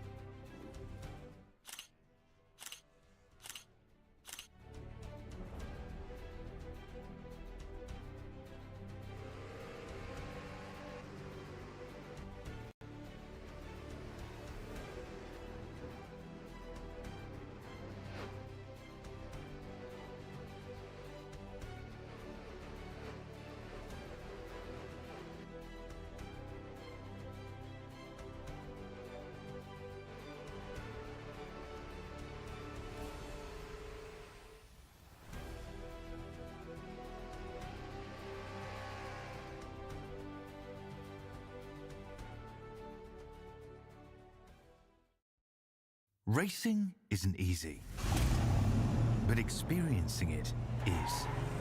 iRacing puts you in the driver's seat with the industry's leading sim racing game. Drive on laser scan replicas of the greatest racing circuits from around the world.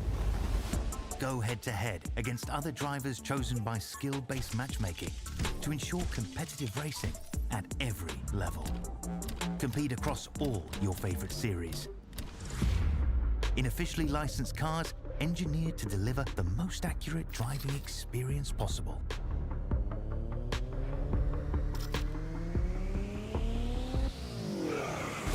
Join a race or host your own with players from across the globe. Race against the computer or in a league with friends. Feel the thrill behind the wheel. Visit iRacing.com.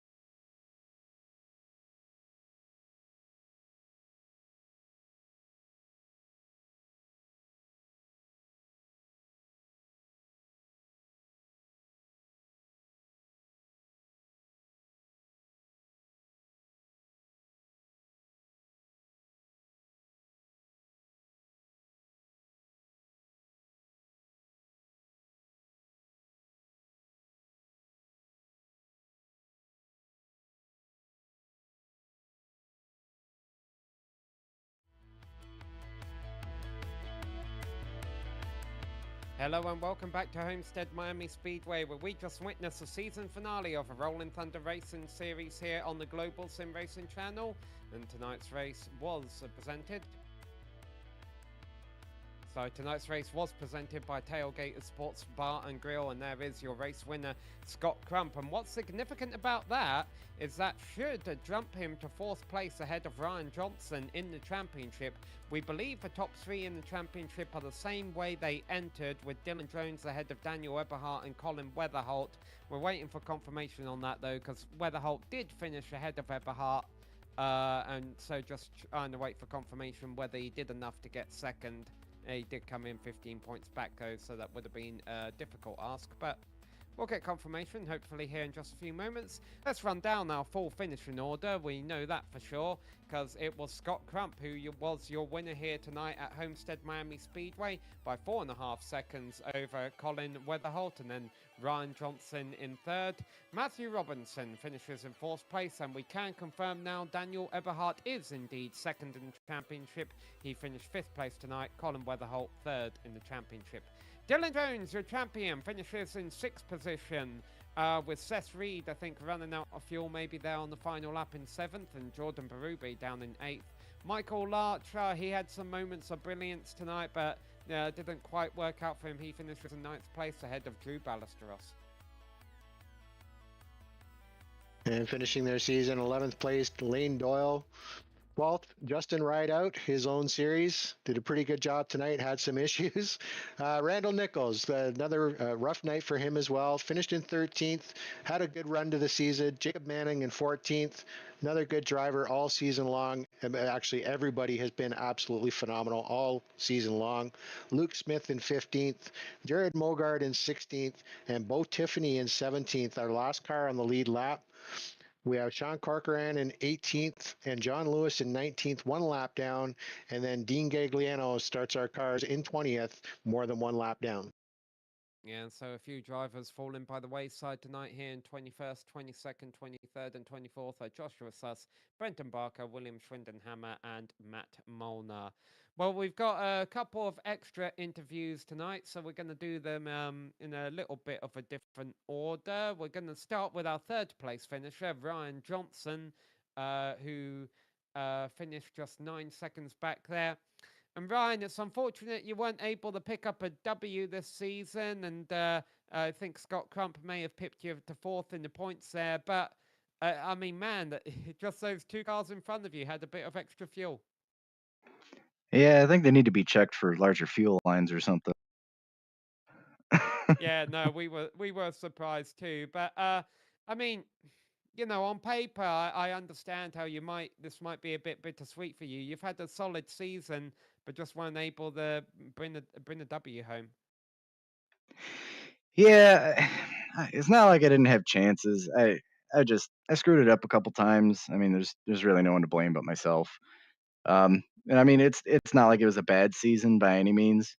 It's upsetting not getting a win, having chances, and man, strategy has just been so huge this season. And I mean, the competitiveness and you know, as good as all these guys are, it's been super difficult, which has made for a lot of really fun, really hard, good, clean racing. And I mean, I wouldn't trade it. It's been a lot of fun. It's been a huge learning experience, especially with these cars. I mean, they're so hard to drive, and they're a handful. And I've had so much fun this season. I mean, I wouldn't change it. Talking about fun, this was definitely an entertaining race from our perspective. There were a few cautions and incidents that threw some strategy out there, and also a lot of great racing tonight. Did you ever find a line that worked better for you? Because we saw cars up high and cars down low all night long. Yeah, kind of like what I said last week. I had a plan, and my plan was just to run the bottom as best I can, like try and save my tires, and it seemed to work on most runs we had here tonight. I had to use the high line a couple times, try and get around somebody because they were running the bottom, and well, if somebody's already there, you can't really use it. Um, but yeah, I wanted to run the bottom. I thought I'd save the tires the best there. I mean, if that first caution didn't come out, I mean, I was getting pretty happy because I was able to, keep up with the front, I think 3 at that time, and I was just gonna, note that in my head and save it for the next run, but unfortunately, that didn't happen, but, it looked like a lot of people tried the top, and I'm assuming they just ended up tearing their tires up, But yeah, I like the bottom personally. Well, like we say, Ryan, you've had a solid season. Shame you couldn't get that W here tonight, but we know this doesn't just happen. Who would you like to thank for helping you out this season? Just Justin and our admins, our race control team, all here at Rolling Thunder. It's been a blast. I love this car. I love this league. It's been so much fun. You guys at GSRC for broadcasting, you guys do a great job.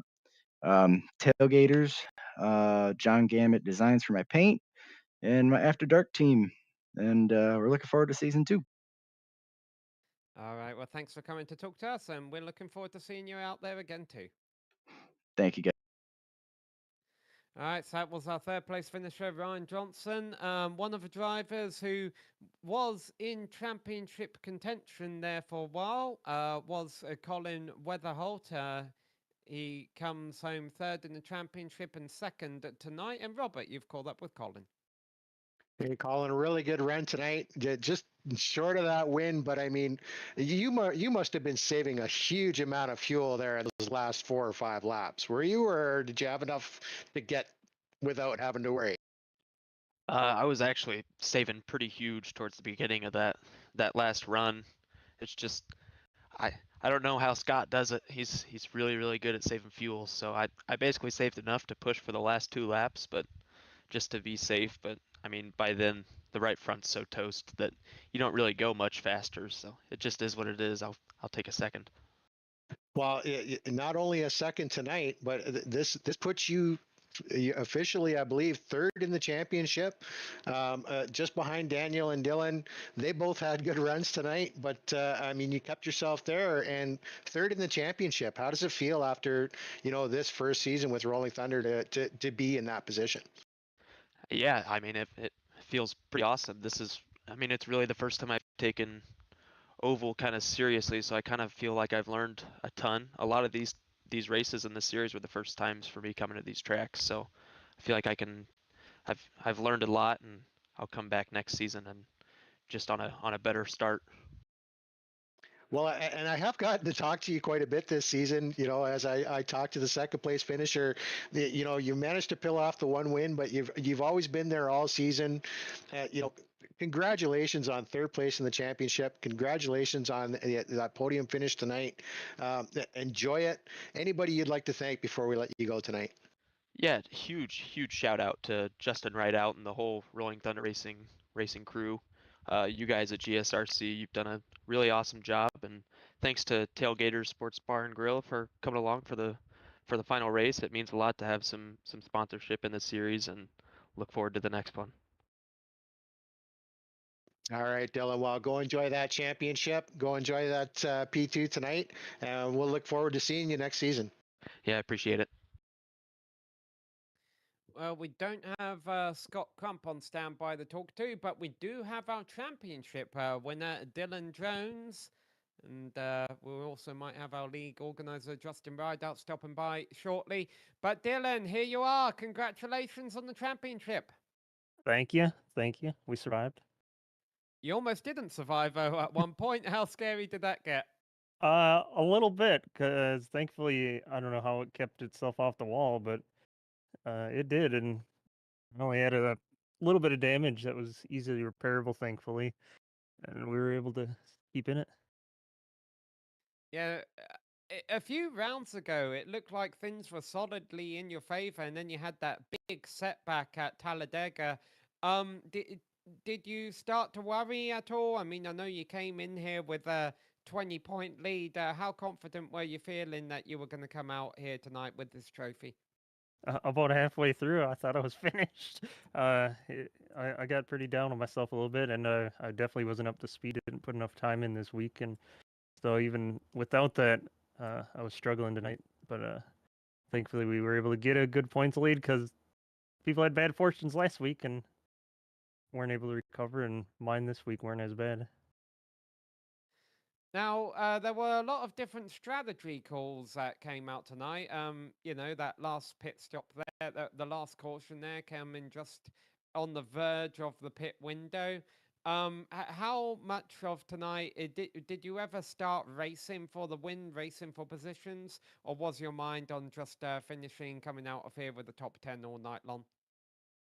After the incident I had, I definitely became more aggressive and kind of just started to go.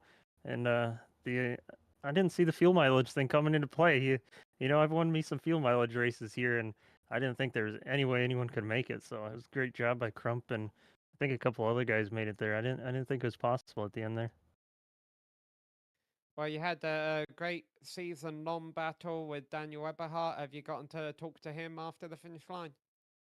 No, I have not. But yeah, if thankfully he had took some time off and gave us all a little break. Otherwise, he probably would have took this championship 4 races ago from us.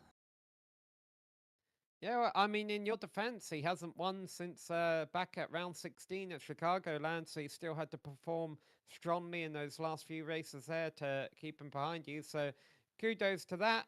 Obviously, you're the champion, so it sounds like a silly question, but how are you going to reflect on this season as a whole? Uh, Probably one of the funnest leagues I've had in a while. I have kind of took a break from iRacing for a few years and haven't ran leagues in a long time, and it was the new car, the Gen 4 car, definitely drew me out. I loved the horsepower, and finally that we kind of had a car that brought me back to the olden days where we had some loose setups, and it was tons of fun. And I love the points racing throughout the season. No chase stuff going on, and we still were able to come down to the end with fairly tight points battle. Oh, again, thanks for putting on great races for us this season. Congratulations on your championship. Anyone you'd like to thank?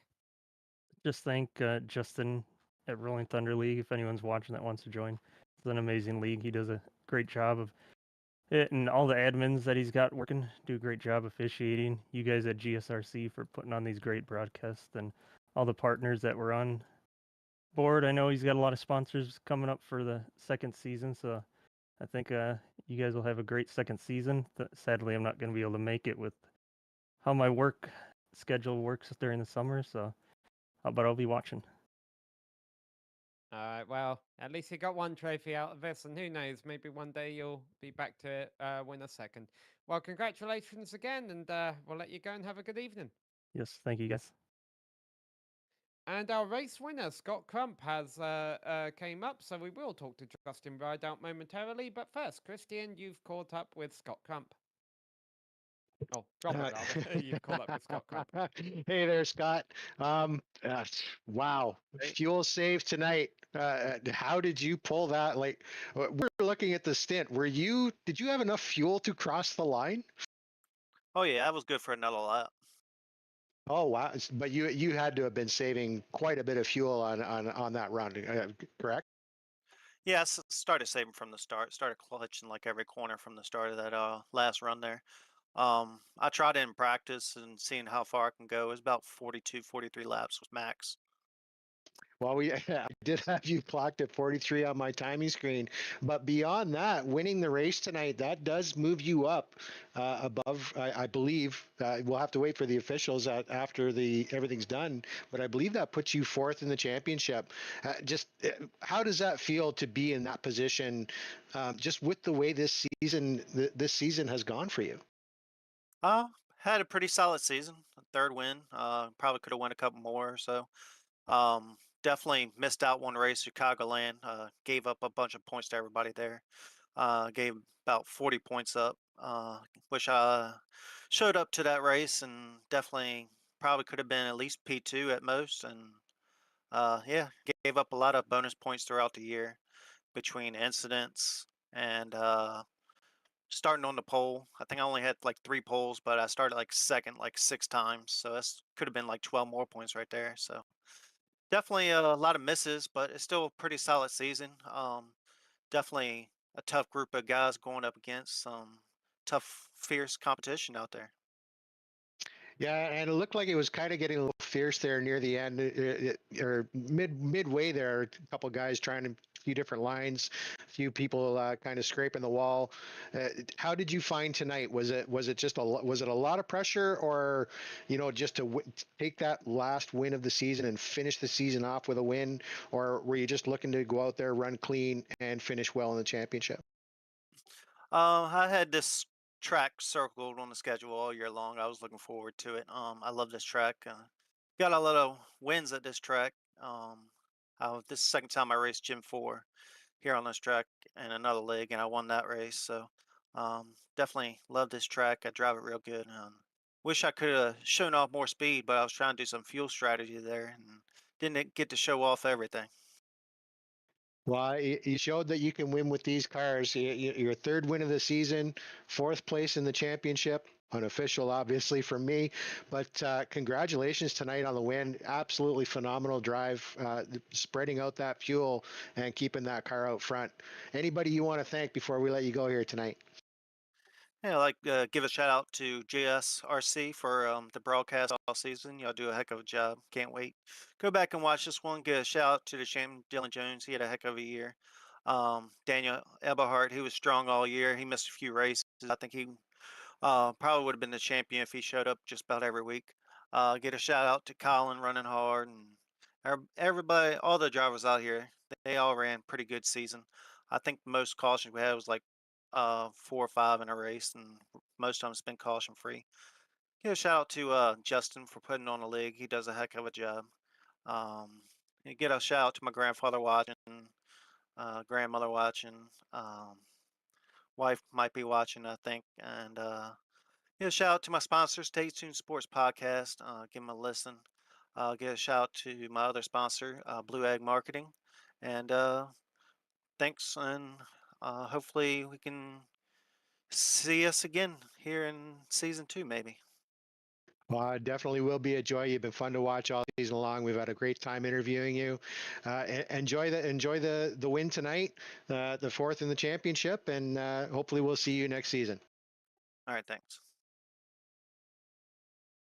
One more driver left to interview, and that is going to be our league organizer, Justin Rideout, driving the number 8 car here tonight. And Justin, I don't know how much you want to talk about your race because you finished 12th here, but overall, I think you can hang your hat on running a good league this year. Everyone seemed to enjoy it, ourselves included. Yes, sir. I don't want to talk about my horrible race tonight about blew it for Dylan, but I just wanted to come up here and thank you guys for everything you've done for our league and the broadcast you guys put on for the last 21 weeks and the professionalism you guys showed. I do appreciate everything you guys have done. I want to thank all the drivers and the commitment to come out for this series in this league. And I think after season one is pretty successful. Um, a lot of green flag running, a lot of good racing on the track, and a lot of respect shown. So that's really all I can thank everyone for the drivers. Being competitive and keeping it clean is kind of hard to do sometimes, and they pulled it off. But I really wanted to thank you guys. This is the real reason I want to come up here and talk to you guys. Yeah, well, we definitely appreciate it, and it's been fun to cover. Normally a league with 20, 20 races throughout the season, you see drivers kind of drop off towards the end of the season, but still 24 cars in this race, and I think we had about 24 cars all season long. It looked like a good group of drivers, and you'll put on some great shows for us. Yeah, I appreciate it, and again, it's a big thank you for the drivers in the league sticking it out. Um, Even though they could have they were out of the points, they came out every week and put on a great show. So my hats off to them. The admins did a hell of a job being there every week, and again, I can't thank you guys enough for putting the broadcast on, and I know all the viewers loved watching it. So again, I thank you guys. Well, we appreciate it. We'll let you go and celebrate your evening and of a good season round and organised here. And thank you for putting it on for us once again. Thank you guys. Have a good night. Alright then, that was Justin Rideout, the league owner here of a Rolling Thunder Racing series, which we have been covering for the last 20 or so weeks here on Sunday nights on GSRC. Season 2 won't be too far away, so, you know, be sure to keep in touch on our socials, and we'll keep you updated on the news there. Well, Robert, it's been a fun season. We've had about... I probably could have counted about 8 different winners throughout this season. Plenty of different races. Some have gone green, some where there have been few incidents, a lot where it's came down the strategy. And at the end of the day, you know, Eberhardt missed a couple of races, but Jones put on some solid performances throughout the whole season, and I think is a worthy champion for season 1 of a Rolling Thunder Racing series. Yeah, and you know, Eberhardt, you know, and you know, Scott Crump said it. You know, if Eberhardt hadn't missed those couple of races, you know, a lot of the drivers were pretty sure he was going to run away with the championship. Unfortunately, some bad luck, missed a few races. Dylan Jones tightened his belt. Congratulations to him for, you know, champion. I just want to say thank you to Justin and this league. This has just been so much fun to call this series. They've given us excitement every single night. They've always given us just things we didn't expect with pit stops and how things go. I have had a great time calling this season. I look forward to season 2. Well, we would like to thank all of the competitors and the organisers in the Rolling Thunder Racing series for putting on great races all season long and giving us a great show every Sunday. Thanks to the team today, Robert, Christian and Dougie, and also all of the other commentators and personalities here on GSRC who have called these races throughout the season. Make sure to check us out on our social media as well as our website and merchandise store, and don't forget to subscribe to our YouTube channel as well so you don't miss another moment here on the Global SimRacing Channel. We have upcoming races for our other series listed on your screen, so check those out, mark them down in your calendar, and don't miss another second of exciting racing action. But until next time, race clean, race hard, and we'll see you on the track.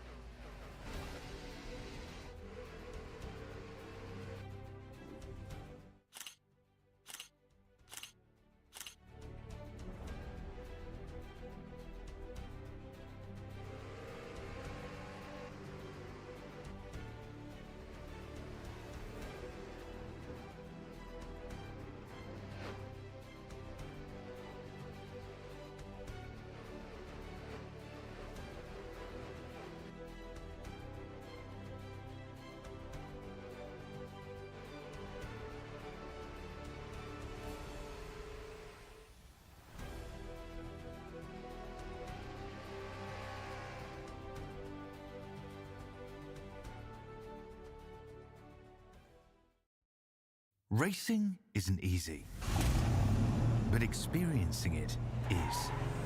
iRacing puts you in the driver's seat with the industry's leading sim racing game. Drive on laser scan replicas of the greatest racing circuits from around the world. Go head-to-head against other drivers chosen by skill-based matchmaking to ensure competitive racing at every level. Compete across all your favorite series. In officially licensed cars, engineered to deliver the most accurate driving experience possible.